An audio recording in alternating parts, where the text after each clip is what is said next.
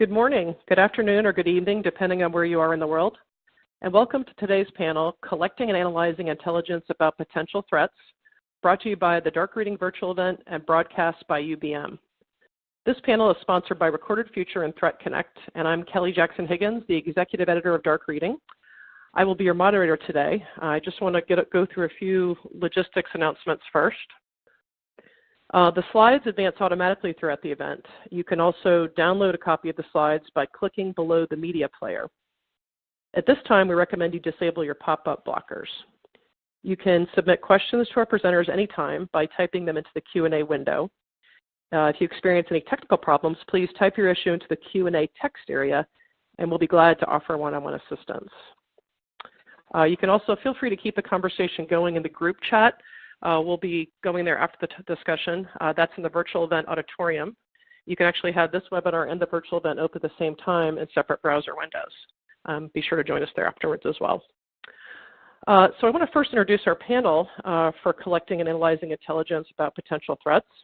I'm going to tell you who they are and then let them each give a brief explanation about what they do and how it relates to threat intelligence and why they're experts in this area.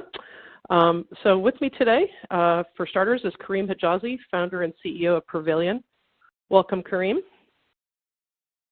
Thank you, Kelly. Appreciate that.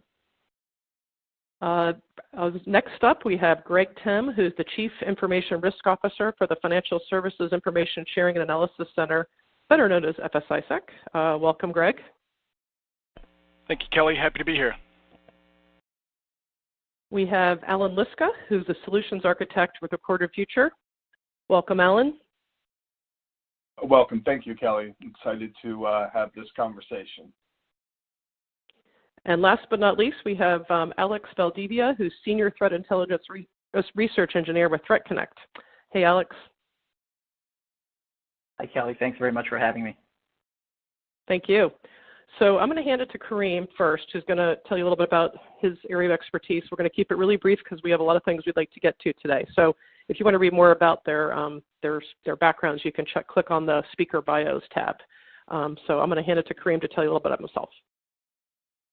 Thanks, Kelly. Yeah, my background's interesting. It's originated in sort of a corporate and counterintelligence space and moved that rapidly into a sort of botnet tracking firm in around 2010 called Untitled, which was in turn acquired by Mandiant. Stayed there for a number of years. Spun out of there, and then most recently have started Prevallion, which is sort of a new take on threat intelligence, tracking threats from a command and control perspective.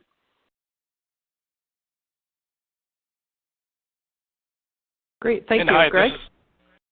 Yeah, thanks, Kelly. Hi, everybody. This is Greg Tim, Chief Information Risk Officer for FSISEC. I spent about 18 years at MasterCard. Prior to my role here, where most recently I built out the intelligence program for FSISEC.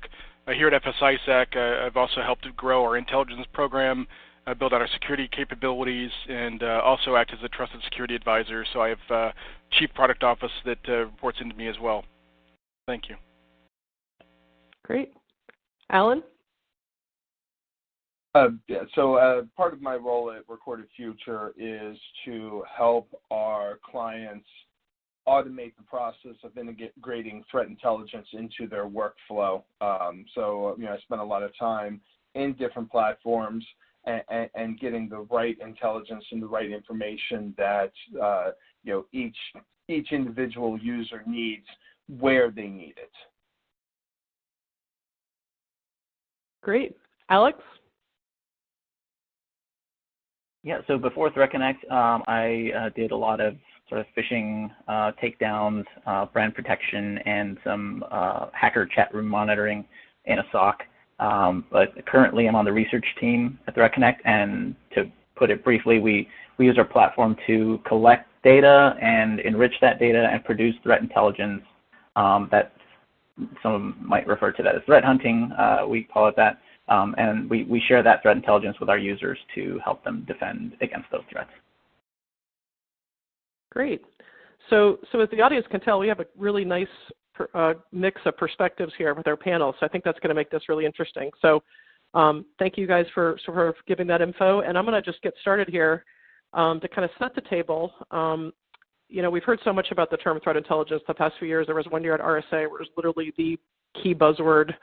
And it seems like it's quieted down a little bit with the term being tossed around now that people are having to start using it. So I wanted to kind of get your take on sort of what the state of threat intelligence is today. Is it something that is kind of more mainstream now? Are we seeing it more part of the equation? Just kind of where we are today. I think that'd be a good way to start. And we're going to kind of go in order of our panel here. And if anybody talks out of our order, they're going to just say their name so you'll know who's talking. But I guess we'll just kick it off to you, Kareem. Sure. No, good question, and interestingly very relevant as it relates to what I'm up to these days, because I think threat intelligence as a term, just like most terms in cyber, tends to get a little bit diluted. In this case, probably overly diluted, in my opinion. There's just everything from IP reputation feeds to extremely high fidelity information around, threats that are manifesting and yet to be even named, that are all lumped in one category, which is becoming quite a challenge. I think that's exactly why this panel's so interesting, because that digestion by customers buying it is reducing our ability to provide useful, actionable intel in an effective way, because it's being misinterpreted to be something that they already have in a lot of cases. So in fact, as it relates to what I'm doing presently, I'm actually avoiding that very term, because it's starting to become a problem where we start getting lumped together with something that is frankly not the case, and much more innocuous compared to what I would consider true threat intelligence, coming back from the early days when I do remember that RSA, when it was indeed the buzzword. So I think, sadly, it is such a broad spectrum. I'd love to get the take of everyone else on the panel's view of what we deem it to be, and I think everyone's just very, very educated to understand what it is. I think from a customer's perspective, it would help if we could educate them a little bit more about what they should be looking for as it relates to that, and not let the noise sort of overrun what some of the real vendors have to offer with regard to that, because it is a very, very valuable component, in my opinion. It is something that fuels effectively all of the ways that you may have inside your environment. Your security stack is effectively amped up by that very high fidelity, high quality intelligence, if you can get your hands on it and properly deploy it. But getting the wrong stuff will absolutely peter out everything you've got there and send you on wild goose chases. So it's a treacherous little road that we have to kind of carefully walk down. I think this panel will cover it pretty well.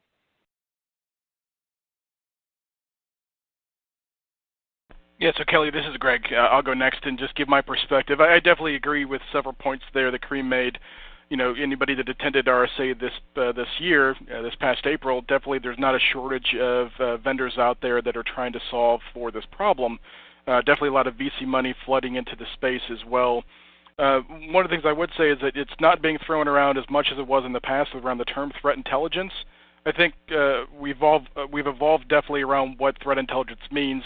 But just for the record, for my perspective, I think threat intelligence is not always equal depending on who's saying it. And I think as consumers of intelligence, we need to be able to have a common understanding, common lexicon, if you will, about what threat intelligence is. And my viewpoint is, just because we're sharing information, and I come from an information sharing organization that's a big part of what we do, that doesn't necessarily equate to intelligence.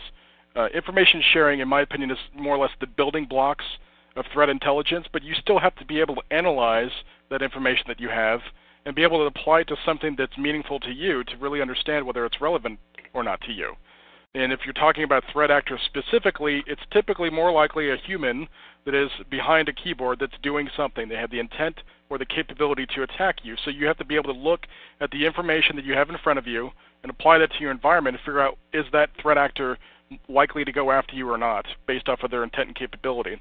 And that's really the threat side of the equation. I could go a little bit further into the risk paradigm, but that's one piece I would say that I think we have to be consistent about what threat intelligence is and what it's not.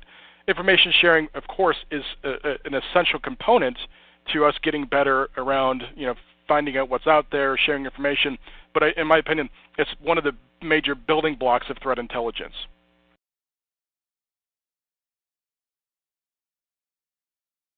Yeah, these are really good points. This is Alan, and these are really good points that both Kareem and Greg have made.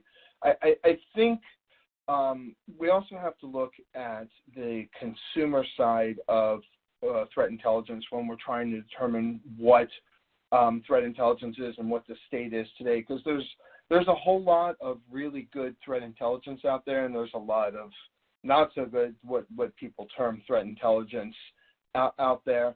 But in order to ingest the really good threat intelligence, you also, as an organization, have to be able to deal with that. So one of the definitions that I've seen that I really like is that real threat intelligence is both contextual and actionable. So it provides you not just a bit of information, but it provides you the context around that information, and it gives you a solid step to take in order to protect yourself against whatever that threat is.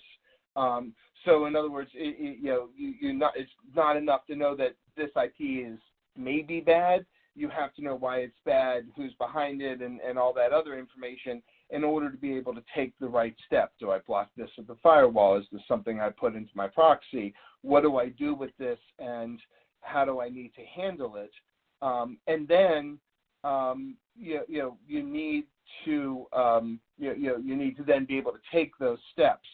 So when we talk about really high fidelity threat intelligence, it's great to have that, but on the other hand, that organization has to be able to process it and act on that threat intelligence in a timely way. And I think that's an important component to what we have to think about when we think about the state of threat intelligence today.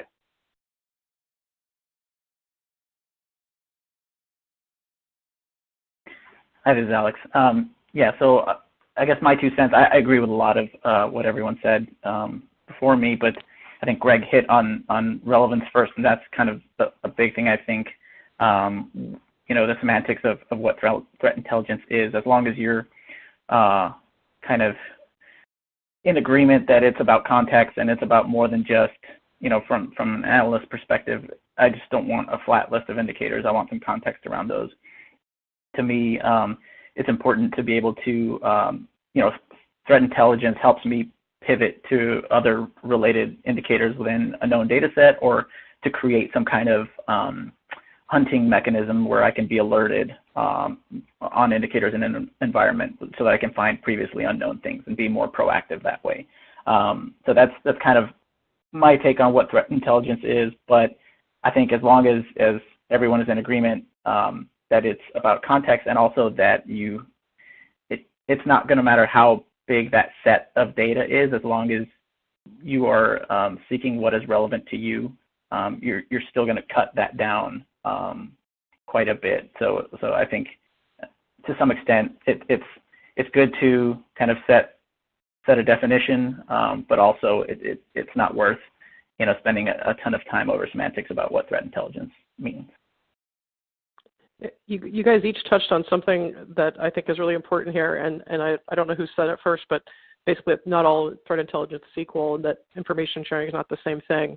I think a lot of companies get overwhelmed by the number of sources being tossed at them for threat intelligence. You have free feeds, you've got products, you have people saying, oh, do you have dark web intel about your company?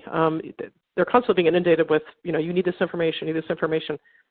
What would be some advice that you would give to organizations on how to determine what type of threat intelligence feeds and sources work for them? I know there's a ton of ISACs out there and ISOs out there, but it seems like you get overwhelmed by the amount of info you got. And I know you were just saying, Alex, an IOC is not necessarily intelligence. So I guess, Kareem, if you don't mind starting, I'd love to hear what you guys think about how you help somebody sort of figure out what they really need.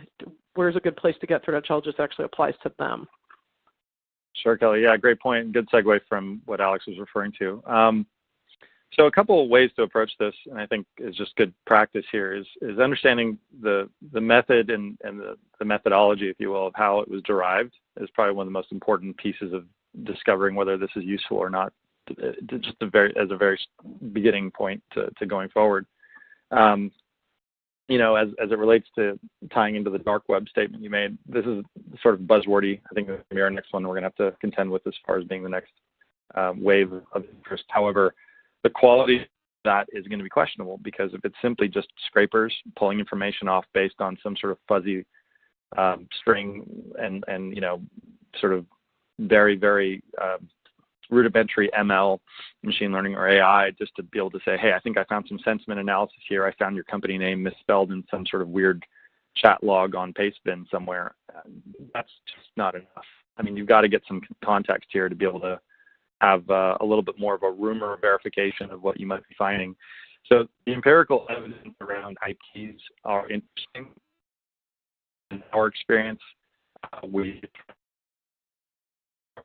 to delivering the intelligence to the customer, it's critical, because starting to send, as I mentioned in the first statement, if you're sending them on a wild goose chase, you're doing them a disservice. And if you're giving them some sort of inference that something might be bad and it might be worth looking into, I mean, that's fear-mongering in a lot of ways, and they simply don't have the time based on how much is there. So I think the quality of how it's produced is number one. The second thing would be effectively how it's delivered. If it's some steady stream, I think Alex or Alan brought this up, which was, it's not about quantity, it's about quality in this case. So if you're dealing with something like, basically a deluge of data around compromise that you just never in a million years are going to be able to deal with, then you've just got fear-mongering and a bit of an alarmist group trying to feed you just an abundance of data to show value. Real value is going to come from definitive, clear, empirical data points around a threat that is relevant to you, as everyone said before, and that you can take action on. That would probably be the best way to approach it. So getting an understanding of how things are built and how it's delivered, and the quantity versus quality, is going to be probably the first steps in deciding where and how to get things. Yeah, so Kareem, this is Greg. I just want to say a couple things there as well. So I think in many ways what you just described at the very end there was FUD, or fear, uncertainty, and doubt. And while I'm not a big fan of FUD, and I think we should definitely squash that anytime it's happening as security practitioners, I am a big believer in something called the pyramid of pain. And I'm not the inventor of this, but I absolutely believe in the concept, and basically that describes what we're talking about here, which is not every indicator is created equally, in that, for instance, hash values are not equivalent to IP addresses, and a lot of it tends to be that it's easier for an adversary, an attacker, to change a hash value, because all they have to do is change one binary character of that specific file, and now you have a completely different hash value. But what's harder for them to change, and this is at the top of the pyramid, is around techniques, tactics, and procedures, or tools, techniques, and procedures. And that's how they operate. That's how they do the work that they do every single day, right? Again, I mentioned earlier that more often than not, threat actors are people. And people by nature tend to operate around routines. So if you know, for instance, that an adversary tends to wake up and come into the office at 8 o'clock during their working day, and they end up leaving around 4 o'clock, well, that's something that might be interesting. What I do think, though, around indicators in general, I kind of describe them as these are artifacts or pieces of information that tend to be left at the scene of a crime, right? So information sharing around indicators, I think, is important, that it allows individuals that haven't necessarily been able to build out a robust intelligence program to at least see what might be happening in their environment, right? So they could use those indicators, whether they're known malicious hash values, known malicious IP addresses, known malicious domain names, etc., and be able to analyze that inside their environment, looking at firewall logs, IDS logs, etc., to see if those things are in their environment. And what that helps an individual that's building an intel program to do is to be able to start to build a profile or a picture about what is relevant and important for them around the types of adversaries that might be, attacking their environment, right? And that goes into the other piece of an intel program. Is you got to have some type of categorization around the types of threat actors that are out there. So, obviously there's nation states. These are, heavily funded, well-backed, groups of, some military types that are able to build very capable, very advanced, and state-of-the-art cyber tools and weapons. Not everybody is going to be targeted by a nation state. What might be more likely, though, is that more people might be, impacted by cyber criminal activity, which is more of a pray and spray approach many times, But even still, cyber criminal activity can still be targeted depending on what your business is. So you've got to have a good understanding about who you are as an organization, what your assets are, and what's actually occurring in your environment to start to build a profile about your threat profile, about what might be relevant for you, so you can kind of move to the next level of maturity around intelligence. And that is really going to help you determine where the good sources are at and which ones you don't necessarily need.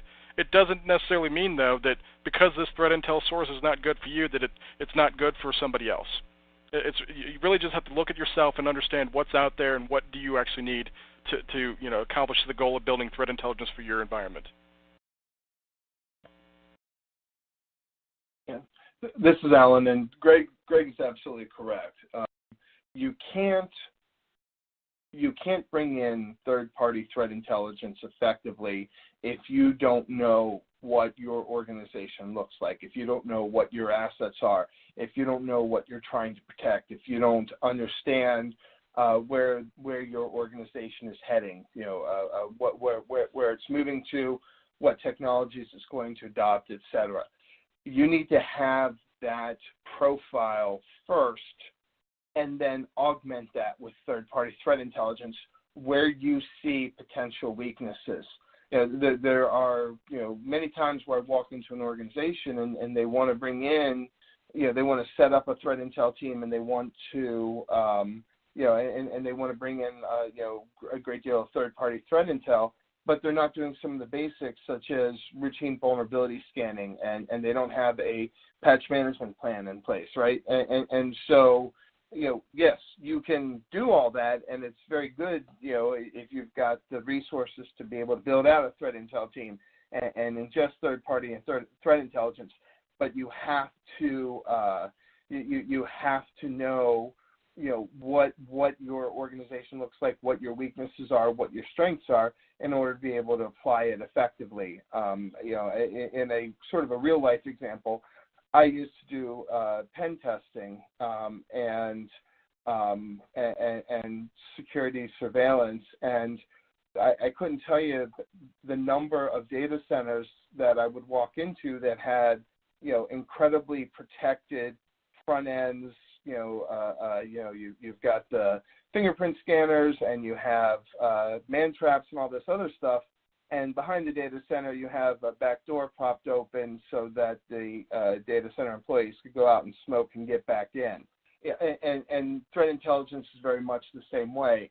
You can build out this great front end, but if you're not protecting the back door, that's where the adversaries are going to strike.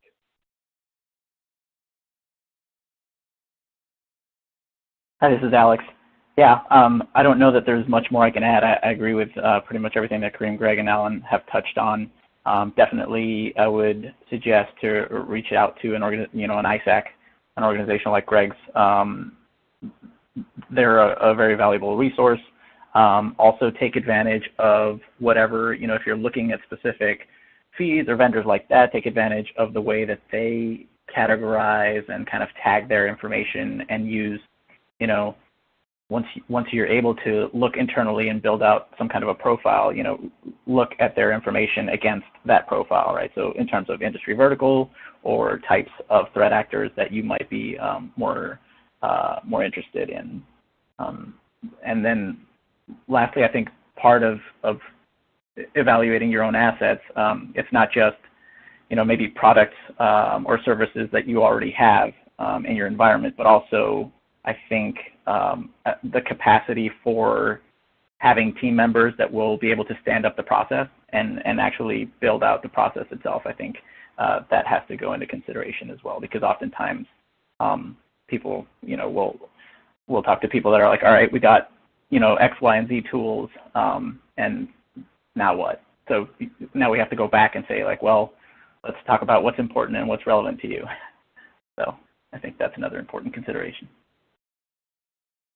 Yeah, this is Greg. I just want to add on. I think, Alan, you made one point I just want to add on. It's not just knowing about where you're going, what direction from a security perspective. It's also, I think, more important about where the business is going, right? So at the end of the day, security practitioners are there to serve their principals, to protect the organization. you got to have that understanding about where the company's going. So build that relationship with your business colleagues to understand, hey, what are you guys wanting to do in the business world? Because, for instance, if you're in manufacturing, maybe you're not as big of a target as maybe someone who's working in agriculture or pharmaceuticals that maybe a nation state might be interested in procuring that, through cyber espionage. So that's something I think is important as well. It's not staying inside a silo within your security space. You got to branch out to your business partners to have that conversation with them, build that partnership to know what they're wanting to do and how you can help them protect and create business opportunities through security.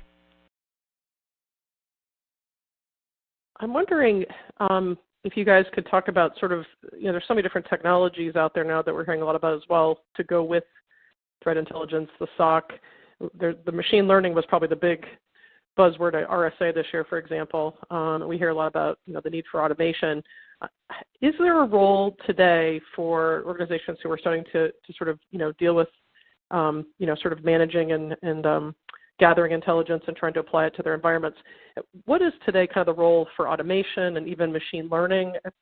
Is that a realistic and necessary piece of the puzzle here for them? And I also can't help but think about small organizations, what this all means to them. So I know it's kind of a two-part question, but I don't know who wants to start on that one. But I think that's something that'd be interesting, with how technology can maybe help. And I guess, Kareem, if you don't mind starting on that.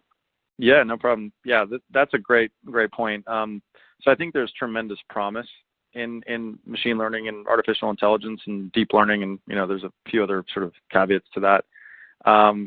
But I think it's early to try to put all your eggs in that basket quite yet. I know that we've all heard of Watson. Watson's now integrating into just about everything of IBM, be it QRadar and the rest of them.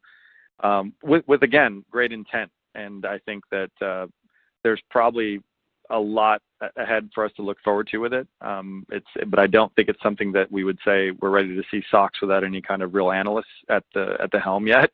That would be great, but it might be a little Skynet-ish at this point for us to hope for. But as it relates to being an augmenting utility for a real person, I think that's hugely powerful because you're able to sift through vast amounts of information that otherwise would be really laborious. For a human to boil the ocean at this point, it's impossible. But for something like a machine that actually can make some decisions, and reduce down to where it becomes a manageable stack of information and priorities for an actual human to take a look at, I think that's the value prop there. As it relates to a smaller organization, there is opportunity, and it's very recent, with things like Google's TensorFlow, which is now deployable on Google Cloud, literally in a few clicks. It's practically, I think AWS may have something similar. You can, with some time, set up your own version of a digestion system to be able to run through some of the information you may have, whether it's information coming from inside your organization, like your SIEM products or your firewall logs or whatnot, and correlating it and pressing it against other data like other threat intelligence from a third-party source that we've been talking about up to now. I think that's a hugely interesting, viable thing going forward. And then lastly, case in point, what I'm working on and what others in the team, I'm sure within this group, are working on are stand-up systems that will help correlate and make that data that much more relevant by augmenting it and decorating it by use of things like machine learning. So I think it's all positive going forward. I just wouldn't put an incredible amount of faith in it to run autonomously right now by itself without any human interaction. Yeah, good points, Kareem. This is Greg. So I would say, in addition to that, in my view, and maybe I'll be the first person to say this on the panel, the panacea at one point was Security Information Event Management Systems, SIMs. And in many ways, SIMs were meant to solve this problem for us, right? And maybe were the first iterations of machine learning. But I think many of us know that there was a lot of challenges with that. And I don't necessarily put all this at the doorstep of the vendors that were trying to solve that problem. in that there's a lot of data that has to be analyzed and sifted through. You've got to have enough data storage to make sure you have enough, a place to put all the logs, and you've got to have readers and parsers and all this stuff to be able to read the different message types, et cetera, et cetera. And there's been a lot of advancement with big data now being incorporated into those logging solutions and now security event platforms to help solve those problems. Where I think machine learning can help push the needle even further is, any tool that can help SOC analysts be able to do their job better, I think is a positive thing, right? So if you're looking at neural networks to help be able to identify, behaviors or patterns quicker and more responsively, and possibly even automate some of that stuff, I think it's a huge win for security operations folks that are already being buried by events that they're trying to look at every single day. So as an example, what FSISAC did, we built out a company called Sultra that in many ways helped put Styx and Taxi on the map as far as like being able to share indicators at wire speed. I think there needs to be continued investment in that. So we've recently partnered with Johns Hopkins University, the Applied Physics Laboratory, for their Integrated Adaptive Cyber Defense Program, or IACD, and they're really trying to look at how, for instance, orchestration can help solve this problem as well. So I think I agree with you, Kareem, as well, that we're not quite there yet where we can just turn on the machine and have it do everything. But I think we need to definitely get to the point to where the machines are able to help us do more, because there's so much out there that has to be done to really properly defend our enterprises.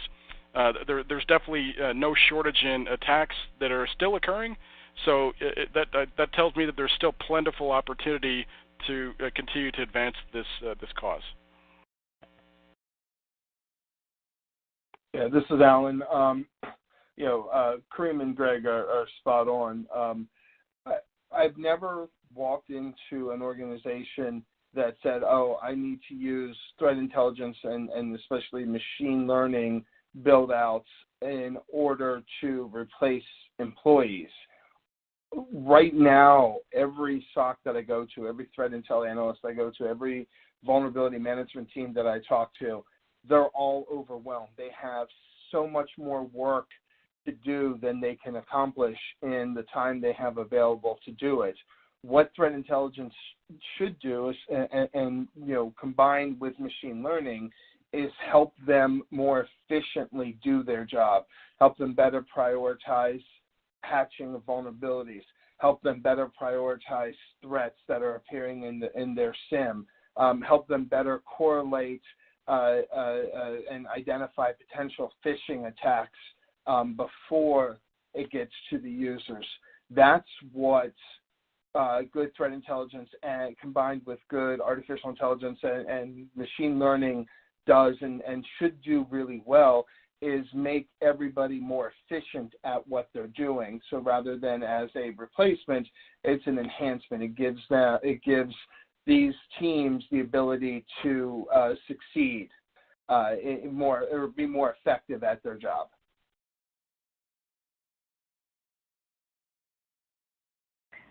This is Alex. So for automation and machine learning, I think we're at a pretty good spot where it's fairly straightforward to take orchestration capabilities and automate a lot of the kind of well understood parts of our analysis process, or if you're talking about SOC or IR, those processes. For us, it's basically cutting down a giant amount of information to something that is somewhat manageable, and then prioritizing that based on certain rules. And I think where I've seen really exciting kind of applications of machine learning is kind of taking a look at how you're prioritizing something against a known data set, and then using machine learning to either validate a hypothesis or to come up with a new kind of scoring algorithm, for example. I think what will be really exciting is when we start to see some solutions that will be doing the machine learning component concurrently with the orchestration, which is something that we're tackling and trying to get to. So I think it's definitely a bit of a buzzword, but I'm still excited about it, and I think it's going to get more relevant and more realistic to use these technologies. So I'm wondering if we could kind of drill down onto sort of like a example in the trenches perspective from you guys. I'm thinking about, organization who's, started basically gathering intelligence on an attack campaign or some threats. How can you talk a little bit about how they should make sure their process works? Like, so they have all this intelligence. Are they making sure things are integratable, that intel is integrated with their, security tools and their other devices out there? And then kind of what they do with that information.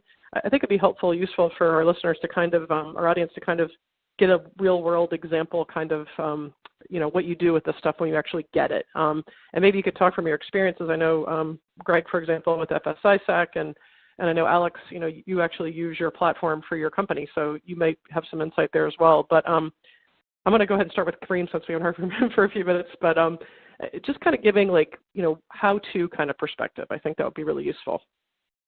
Yeah, that's great, Kelly. Good question. So it's interesting. There's the way we've viewed this before is that the information and the intelligence that is garnered, sometimes, unfortunately, it can be like a dog that finally caught the car. It's like, now what do I do? Okay, now I know this. Now what do I deal with it? And that's why there tends to be every now and then, unfortunately, a tendency for organizations to try to brush under the carpet and ignore. This is a tragically unfortunate reality, but that's a whole other conversation. But when they do get information and intelligence that's of use and can be actionable, there's sort of a dual effort there. There's the tactical, which is sort of the triage effort, which is exactly what you're referring to, which is making sure that intelligence is being leveraged effectively to sort of stopgap and block and tackle any kind of ongoing, decimation, exfiltration, whatever the case may be of the organization. And that has to be done in a measured way. I mean, this is my Mandiant hat being put on here, where you don't want to go in and start yanking cables out of the wall. There is a certain process whereby you don't want to tip off the adversary at times, and it's a very, very, very case-specific situation there. The more strategic side of it, though, which is interesting, which is the side I'm really focusing a lot more on now, is how that intelligence can be leveraged up the chain, up the CXO chain. So beyond CISO, and certainly CCO tactically downwards, that's fair, we talked about that, but everything above that, which is exactly what Greg talked about socializing with the rest of your peers within the organization to have contextual relevancy to what's going on. You mentioned the word campaign, and that's been at the forefront of my mind for the last few years, which is that I don't want to try to deliver, this information and intelligence to organizations to see it as an isolated event that is not related to anything else that's going on. This needs to be viewed collectively as an ongoing campaign that's pervasive and prolific. And if they can deal with it where the CEO and the board and the legal team and even the PR team can understand how to manage the spin control potentially, that's how valuable good threat intelligence can be.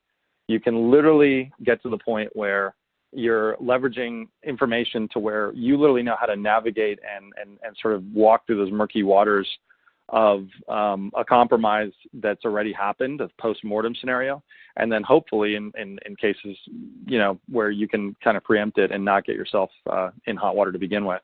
But that's kind of high level. There's obviously the granularity of exactly how you're making use of it, how you're building an IR engagement out of the events that you're seeing come in from the threat intelligence data you're collecting, and literally getting the time from compromise to fix is critical. And that's probably the most important piece of this, in my opinion, as far as the tactical part of it, is making use of that intelligence as effectively and as expediently as possible.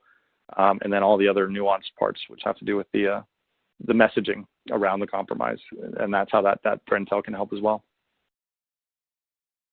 Yeah, that's great. I'll just add a couple more things on that. I think summarily I would say that you need to have strategic, operational, tactical intelligence capabilities. And a big part of that is that not everybody that's inside your organization is going to be able to consume intelligence the same way, right? So you might have some network operators that are concerned about building, managing, designing networks that don't necessarily care about the big picture. They're just trying to get their job done with the network, right? So if you can help them better protect that environment, with indicator level, more tactical type stuff, that's a way to get buy-in support from them so they could be a consumer for you.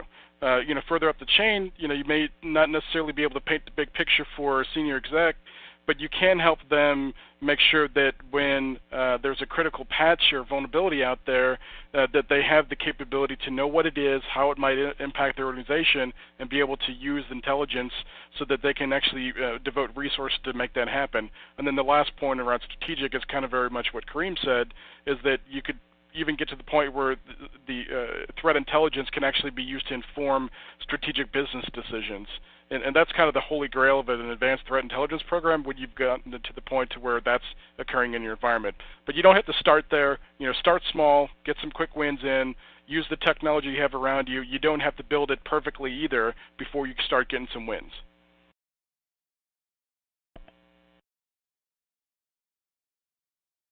This is Alan, and that's all spot on.